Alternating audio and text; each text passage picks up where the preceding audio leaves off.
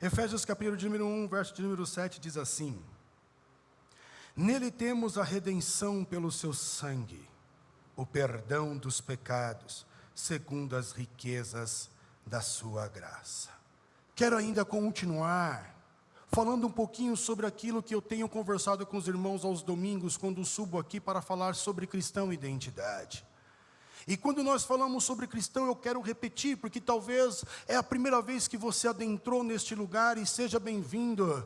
Mas eu sempre estou falando e nós aprendemos às vezes pela repetição, assim como você aprende a andar pela repetição, aprende a nadar pela repetição. Tudo que fazemos na vida, nós aprendemos porque às vezes repetimos. Então eu quero repetir o que eu tenho falado aqui aos irmãos. Quando eu falo sobre cristão e identidade, eu estou falando de um determinado tipo de cristão.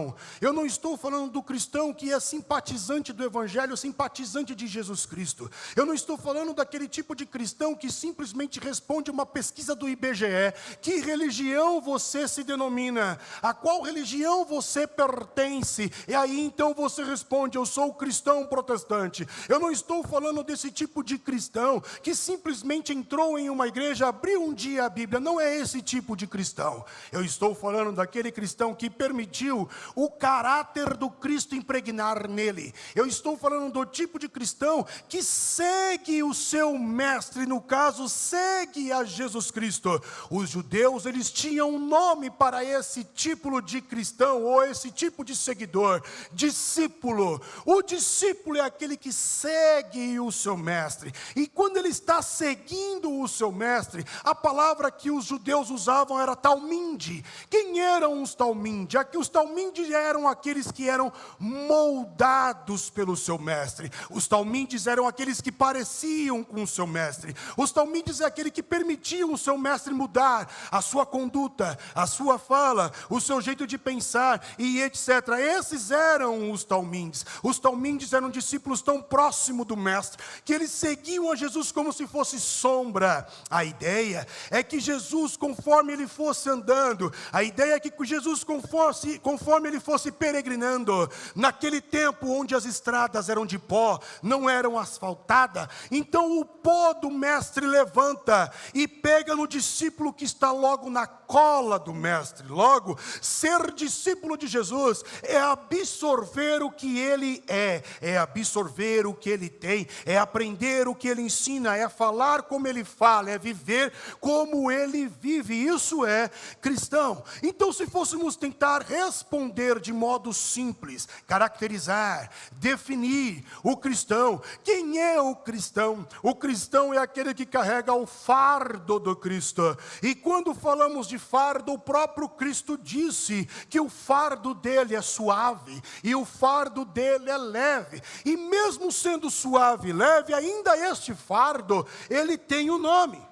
Nós podemos identificar qual é o nome dado ao fardo suave do Cristo, qual é o nome dado ao fardo leve do Cristo. E o fardo, ele recebe o nome de Evangelho. O Evangelho de nosso Senhor e Salvador Jesus Cristo, ele é suave, ele é leve. Entretanto, este mesmo fardo leve, este mesmo fardo suave, ele também é conhecido pela própria Bíblia, que o chama de leve e suave, de loucura e escândalo. Então, quando olhamos para a Bíblia Sagrada, o fardo de Jesus, que recebe o nome de Evangelho, também é chamado de loucura e também é chamado de escândalo. E quem escreve isso é meu amigo Paulinho. Na primeira carta de Coríntios, no capítulo de número 1 e verso de número 18, Paulinho assim escreve: porque a palavra da cruz é loucura para os que perecem,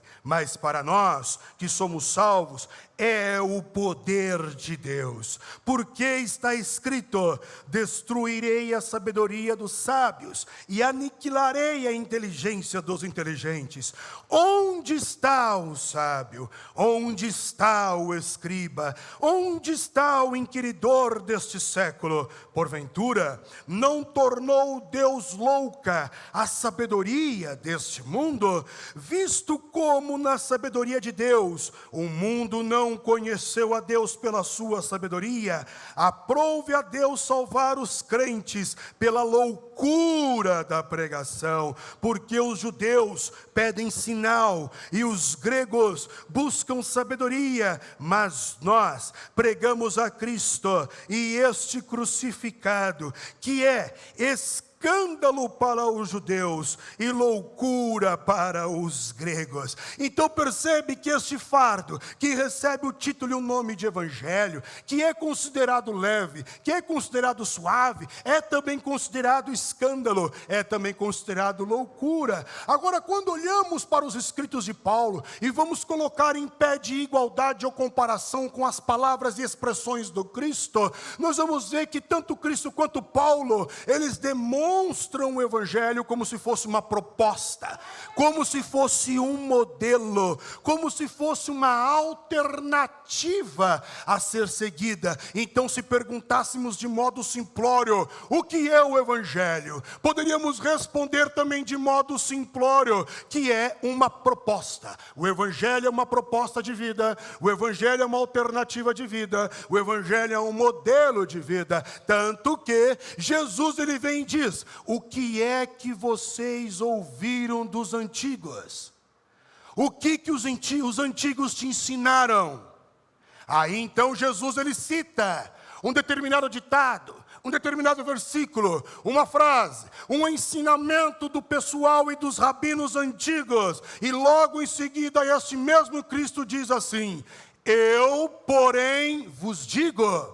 Em outras palavras, se fôssemos transliterar, se fôssemos contextualizar o termo do Cristo, eu, porém, vos digo, eu acredito que Jesus está querendo dizer assim: vocês ouviram isto?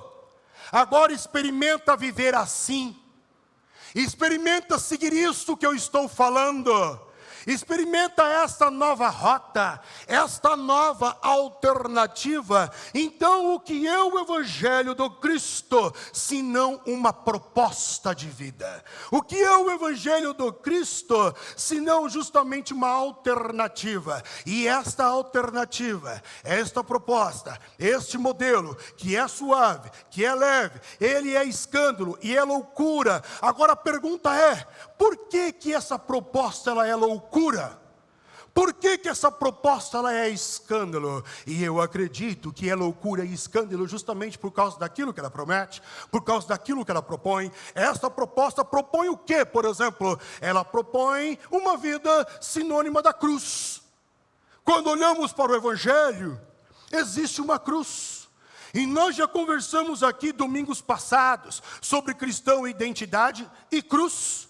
Ainda há uma cruz. Mas qual é a ideia da cruz? O significado da cruz, a intenção da cruz, o que ela nos ensina? E acredito que poderíamos extrair, por exemplo, o ensinamento da cruz. Cruz é sinônimo de morrer por aquilo que você não cometeu. Repito, o que é a cruz? É sinônimo de morrer por aquilo que você não cometeu. Logo, quando olhamos esse significado para o Cristo, Cristo morre por algo que não cometeu. Cristo não era o criminoso, Cristo não era o pecador. Cristo não era aquele que descumpriu as regras. O pecador, aquele que descumpriu, aquele que deveria morrer na cruz, sou eu, é você, somos nós. Nós deveríamos morrer ali. Só que ele assume a minha criminalidade e torna-se criminoso em meu lugar. Ele torna-se maldito em nosso lugar. Qual é o sinônimo da cruz? Então, morrer por aquilo que você não cometeu. Isso é cristão. Isto é evangelho. É morrer por algo que você não falou e assumir como se fosse você que tivesse falado. É morrer por algo que você não fez e assumir como se fosse você que tivesse feito. Nós temos a tendência de alienar, nós temos a tendência de repassar, nós temos a tendência de terceirizar. Por que você fez isso, fulano? Por causa do Beltrano. por causa do ciclano que também falou isso. Mas você tem que entender, pastor, porque o ciclano chegou desse jeito em mim. Nós terceirizamos a nossa criminalidade, terceirizamos o nosso erro, terceirizamos a nossa culpa. Agora a cruz é justamente, não fui eu que fiz, mas vem aqui. Isso me traz à memória um episódio que aconteceu esse ano em nossa igreja. Contei de manhã em conta aos irmãos. Recordo-me que após um culto da manhã, pastor Renato vai embora. E de repente, em determinado momento, ele se choca. Ele tem um acidente com o motoboy. Este estava alterado. E não tinha conversa com ele. E aí então a pastora Sheila estava aqui na igreja, ela falou, agora pastor, o que aconteceu? O Renato está acidentado, vamos correr lá, vamos ver como é que está a situação. E tudo e qualquer diálogo era interrompido pela maneira como ele estava. O motoboy estava muito alterado, até que eu consegui enxergar e falar assim para ele, meu amigo, eu te peço perdão pelo que fiz. E ele chegou em mim, ele parou, foi quando eu consegui chamar a atenção dele.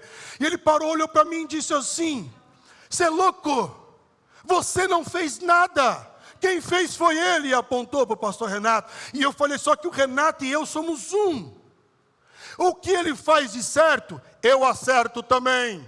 E o que ele faz de errado, eu erro também. Então se ele errou, o erro também é meu, perdoa-me. Foi onde nós conseguimos quebrar. E entrar ali então para tentar um diálogo. Cruz é você assumir a culpa que não é tua. Bem como quando olhamos para a cruz, cruz também traz o sinônimo de morrer para si. O egocentrismo, o individualismo, o eu. Tudo isso tem que ser cravado na cruz. Cruz é morrer para si. Bem, quando falamos sobre cruz, eu também acredito que além de morrer para si mesmo, para os desejos, para as intenções, para as vontades, acredito ainda que cruz também significa morrer e negar um si dentro de você. E quando eu falo negar um si dentro de você, eu quero dizer para você que eu e você, o ser humano como um todo, às vezes temos a tendência de acharmos que somos melhores do que somos deuses. O fato de ter uma determinada faculdade, o fato de ter uma determinada aptidão, o fato de ter um determinado talento, o fato de ter um determinado conhecimento, quando vamos nos relacionar com o outro, nos relacionamos em detrimento. Relacionamento em detrimento é o relacionamento da inferiorização.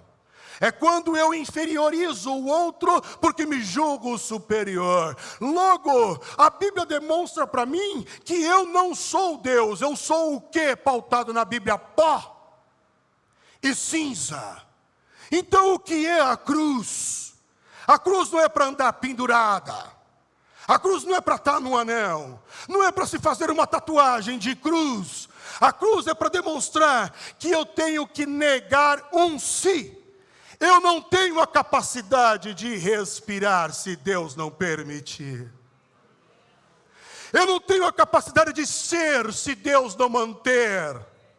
Ele é o Criador, Ele é o sustentador. E se algum dia Ele falar, Rodrigo, sobe. Quem sou eu para falar, Deus, segura a tua onda que agora não. Agora que eu me aposentei, agora que eu tenho dinheiro guardado, Deus, e tu vem com a ideia de me levar, se liga. Quem sou eu para falar para Deus o que Ele pode, o que Ele não pode fazer? Quem sou eu para negar e inferiorizar o outro, se sou pó tão quanto o outro? Eu tenho que negar que há um si, eu nada posso. Se sou isso, se faço aquilo, é por causa do Senhor que me deu condição de fazer. Se tenho isso ou aquilo, é porque o Senhor resolveu abrir a porta e me dá. Nada é por mim, porque se Deus não permitir, nem respirar eu consigo respirar. Então quando falamos da cruz, estamos falando de uma proposta. Vinde a mim, todos os que estáis cansados, mas negue a si mesmo. Tome a tua cruz.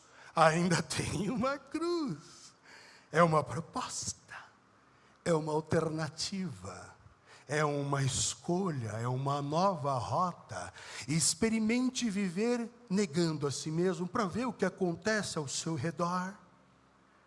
Experimente viver a humildade, negando um si dentro de você e deixando Deus ser Deus, e não assuma o papel de Deus para ver o que acontece ao seu redor. É uma proposta, é uma escolha. Que proposta, que modelo que é considerado loucura. Outra proposta que acredito que é considerada loucura, do perdão. Porque quando olhamos para a nossa sociedade contemporânea, nós vamos ver que perdão soa como loucura, ou soa como fragilidade, ou soa também como fraqueza. Porque quando olhamos para as mídias que manipulam massa, e quando eu falo da mídia, eu estou falando das redes sociais, que se não for bem usada, manipula a massa. Os streams também manipulam a massa. É uma maneira de se apregoar alguma coisa.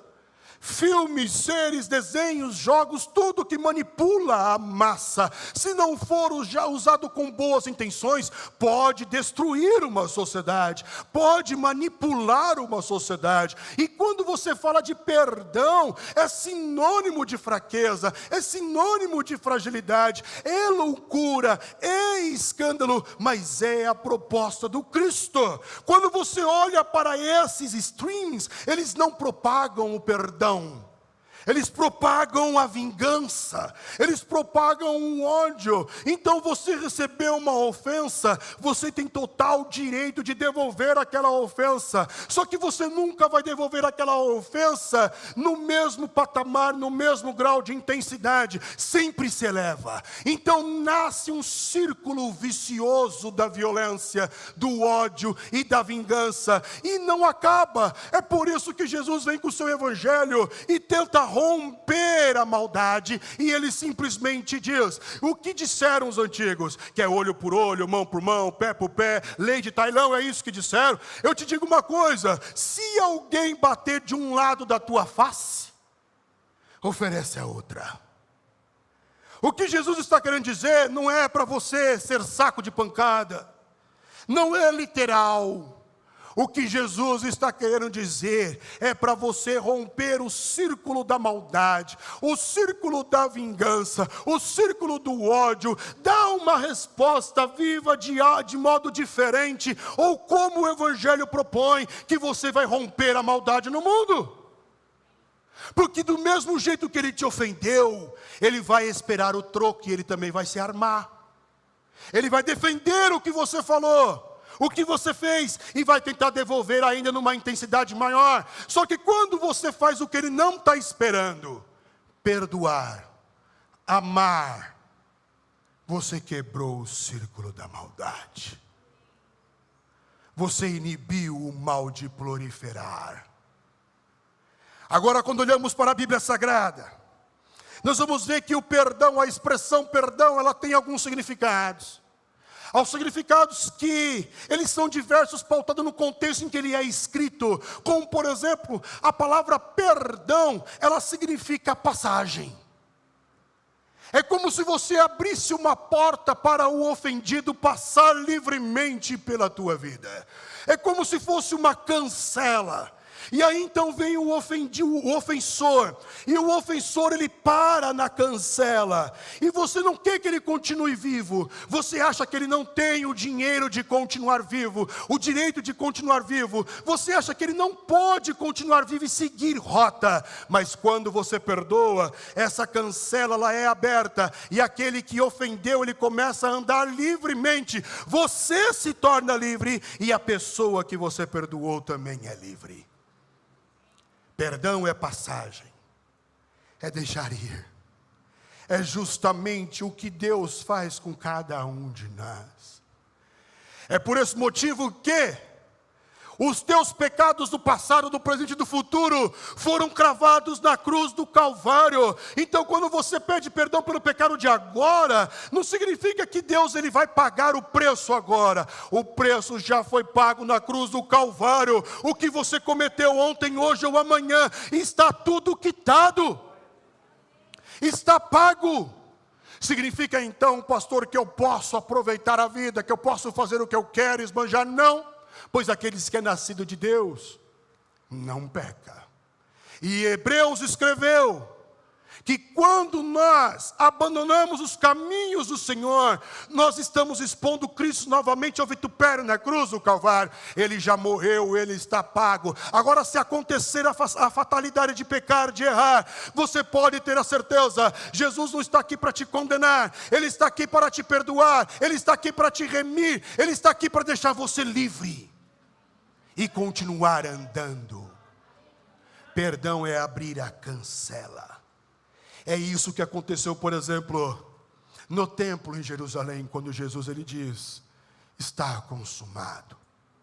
No templo em Jerusalém, no templo construído por Salomão, que foi derrubado, depois vem Herodes e reconstrói. Ali tinha a separação do santo e do santo dos santos. Tem que imaginar que essa igreja, então, ela fosse separada. Do palco para cá seria o santo dos santos. Do palco para aí, nós vamos ter o santo. E nós acreditamos ainda nisso. Existem muitas igrejas e muitos pastores que ainda acreditam que aqui é o altar, aqui é o santíssimo. Não tem distinção. Nem Jerusalém tinha. No templo de Jerusalém tinha. Havia um véu que separava os ambientes, era feito de couro, extremamente alto, não tinha como um homem rasgar com a sua força. Mas quando Cristo ele diz, tetelestai, está consumado, aquele véu ele é rasgado de cima para baixo, e é aberto para que você seja livre. Você tem acesso direto com o Pai. Você não precisa de mim, irmão. Você não precisa de mim. Você não precisa de pastor nenhum. O único mediador entre Deus e os homens tem nome: Jesus Cristo de Nazaré. Ele é o único que pode remir o teu pecado. Ele é o único que pode apagar a tua criminalidade, as tuas ofensas. Ele é o único. Você tem livre acesso para entrar diante do Pai. O que é o perdão, senão a passagem? O que é perdão? A palavra perdão significa absolvição, cancelamento e anulação. Repito, o que significa perdão? Absolvição, você está absolvido da culpa. Significa anulação da dívida. E significa cancelamento com Deus, irmão. Não existe esse negócio de você ter uma mancha lá. Não existe isso. Algo que venha te denegrir ali diante de Deus. O sangue de Jesus é poderoso para apagar todo e qualquer pecado. Não tem mancha. Não tem pecado. Quando olhamos para o significado de anulação, anular o quê? Pois toda vez que você fala de anular, quando você fala de cancelar, quando você fala de absolver, você sempre tem que colocar um do quê? Do que ele foi absolvido?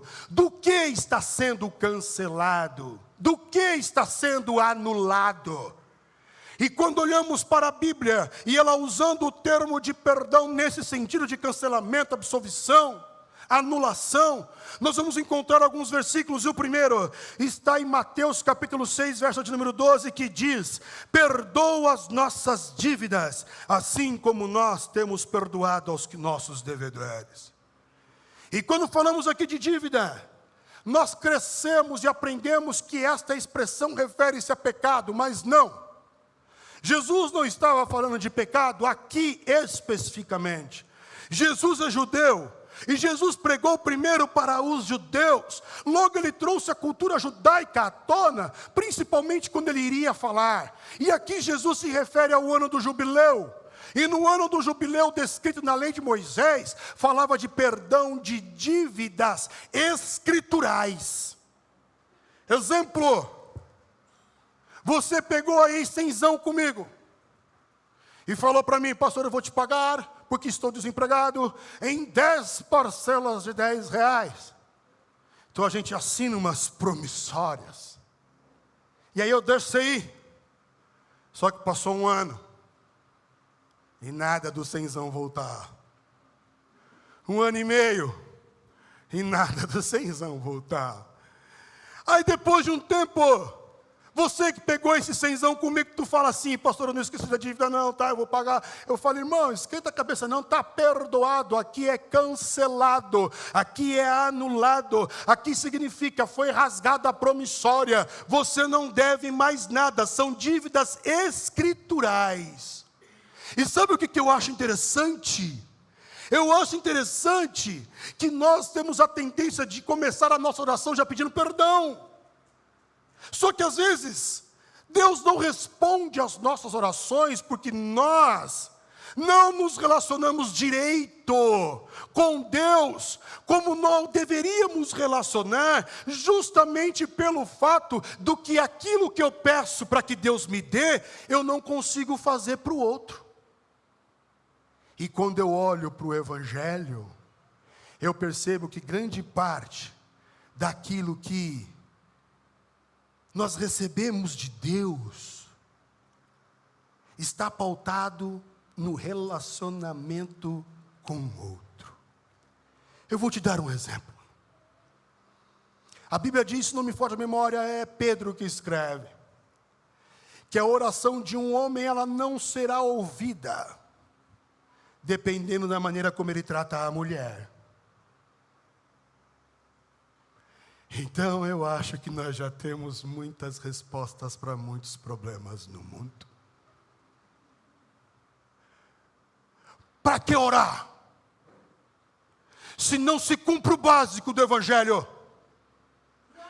E ficamos inventando modinha.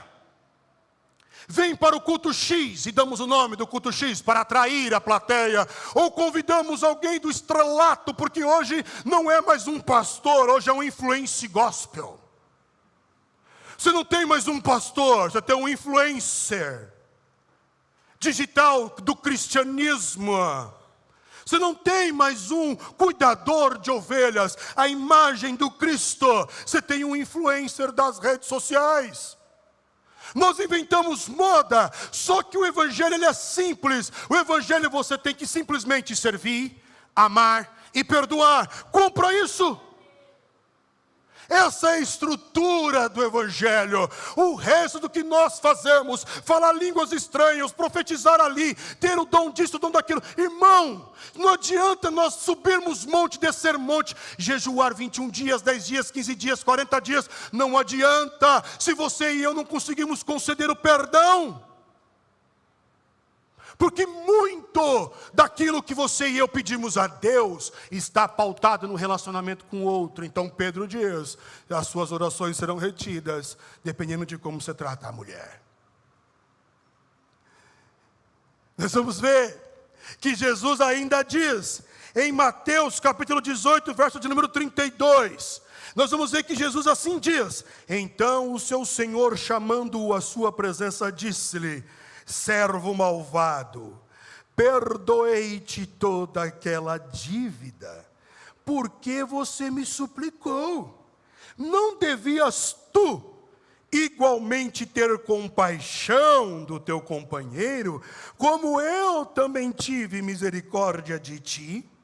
E indignado o seu senhor o entregou aos atormentadores, até que pagasse tudo o que lhe devia. Assim vos fará também o meu Pai Celestial, se de coração não perdoardes cada um aos seus irmãos e as suas ofensas. Por que pedir para Deus ter misericórdia se você não tem misericórdia? Mata mesmo, Deus. Tem que morrer mesmo. Isso aí não é gente não. Isso aí tem que morrer. E depois você vem para um ambiente que nós dizemos sagrado, religioso. Deus perdoa-me, tenha misericórdia de mim, como Deus terá misericórdia de ti, se tu não tem misericórdia de alguém. Como Deus será generoso contigo, se você não é generoso com alguém. Como você quer que Deus perdoe as tuas dívidas, se você não consegue perdoar alguém. Irmão, deixa eu te falar uma coisa, e por favor não se escandalize comigo, mas como pastor dessa igreja eu vou falar. Para de buscar Deus. Nós temos uma busca cansada por Deus, você não precisa buscar Deus. Você tem que buscar o próximo, pois quando nós olhamos para o resumo da lei, qual é o resumo da lei? Ame o Senhor teu Deus de todo o coração e ame o teu próximo como a ti mesmo. Aí nós vamos ver que João diz assim: se você diz que ama a Deus que você não vê, mas e odeia o teu irmão que você vê, como é que você pode? Está também errado isso aí. Não encaixa, não conecta. Não dá certo. Um cabo é de uma coisa, a entrada é outra, não vai encaixar. Então, pautado em João, busque o próximo, e encontrarás você e encontrarás Deus. Porque Jesus deixou bem claro que quando fazemos a um desses pequeninos, estamos fazendo para Ele. Aí a gente parece aquelas pessoas místicas e religiosas que traz um monte de oferenda, um monte de prato, com um monte de coisa e coloca aqui para Deus, tá, Deus, coma. Aqui, aí Deus fala assim, mas peraí, ali na esquina ali tem alguém que está com fome, leva lá. Leva lá. Você quer encontrar Deus? Então busca o teu irmão. Viva para o teu irmão. Sirva o teu irmão. Perdoe o teu irmão, ame o teu irmão, e você vai encontrar você no teu irmão, e você vai encontrar Deus no teu irmão. A busca acabou. Porque se lançássemos a pergunta, onde está Deus? Achamos que Deus está lá fora. E a Bíblia diz que Deus está lá fora mesmo, porque Deus ele é transcendente. A Bíblia diz que Ele está acima da sua criação, é transcendência. Deus está lá fora, mas também a mesma Bíblia diz que Ele está aqui dentro. Então, quando fazemos a um desses, estamos fazendo para Ele. Ou, quando deixamos de fazer a um destes, também estamos deixando de fazer para Ele. A busca é muito simples, irmão. Não precisa desse monte de subterfúgios para encontrar Deus. Eu tenho que encontrar Deus de madrugada. Porque Deus de madrugada, a fila é menor. Então eu vou orar lá. Porque lá, não sei o que, irmão. Sirva o próximo. Ame o próximo. Perdoe o próximo. Em tempo e fora de tempo. E você irá encontrar Deus. Quando falamos de anulação, de cancelamento, não é só de dívidas escriturais. Mas também do próprio pecado. Como escreveu Mateus no capítulo 9, verso de número 2. Filho, tem bom ânimo, os teus pecados estão perdoados. A grande pergunta é, quando falamos de pecado, o que é pecado? Do que é que Jesus ele nos perdoa quando nós falamos de pecado? Pecado nada mais é do que a degradação da raça humana. Degradou é pecado, desconfigurou é pecado. É uma coisa, não é ser humano, é pecado. E quando eu sei que eu estou virando uma coisa, quando eu sei que eu estou me degradando, quando as pessoas começam a falar para você assim, ó, eu não te reconheço. Eu não te reconheço mais. Você não é mais aquele fulano de tal. Quando as pessoas começam a criar hábitos de nos falar tais expressões, você já percebeu o que você está fazendo com você mesmo? Você já percebeu o que você está fazendo com a nossa família? Você já percebeu o que você está fazendo comigo? Você não enxerga o que você está fazendo comigo? Quando nós começamos a ouvir tais expressões, degradação, desconfiguração, pecado. É desfigurar o ser humano. Deus criou o ser humano à sua imagem e semelhança, e o diabo vai desconfigurar isso. Virou uma coisa, não é ser humano, pecado. Não percebe o que está provocando para si e para os outros, e não escuta esses alertas. Pecado. Pecado é degradação, pecado é desconfiguração. E quando olhamos para o Cristo, Ele perdoa os nossos pecados, Ele perdoa essa nossa conduta, essa nossa prática, essa nossa fala, esses nossos pensamentos que nos levam à degradação, que nos leva à desconfiguração. E Ele nos transforma de novo em imagem e semelhança dEle, exalando o cheiro dEle em novas criaturas. Isso é perdão. O que significa perdão? Perdão significa livramento.